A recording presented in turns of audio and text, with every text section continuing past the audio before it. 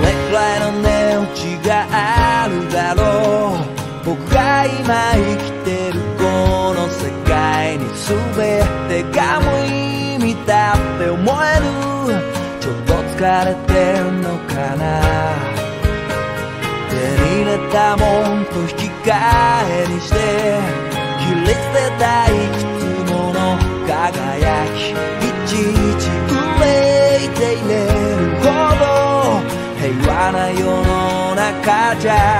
ないし、一体どんな理想を描いたらいい、どんな希望を抱き進んだらいい、答えようもないその問いかけは日常に葬られて、君がいたらなんて言うかな、暗いと茶化して笑うのかな、その柔らかな笑顔に触れて僕の憂鬱が吹き飛んだらいいのに。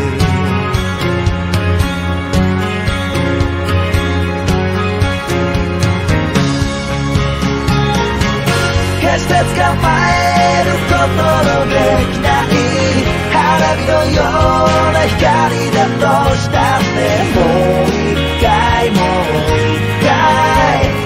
もう一回もう一回、僕はこの手を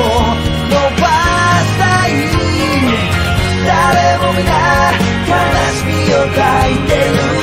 だけど素敵な明日を願っている。風に吹かれて波に風が立った世界をどれだけ愛することができるだろう。考えすぎで言葉に詰まる自分の不器用さが嫌い、でも妙に器用に立ち振る舞う自分はそれ以上に嫌い。笑っていても泣いて少しでもどこに時は流れる、未来が僕らを呼んでる。その声は今君にも聞こえていますか。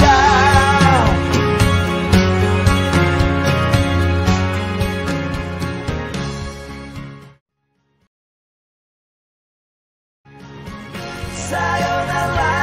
が迎えに来ること、最初から分かっていたとしたって、もう一回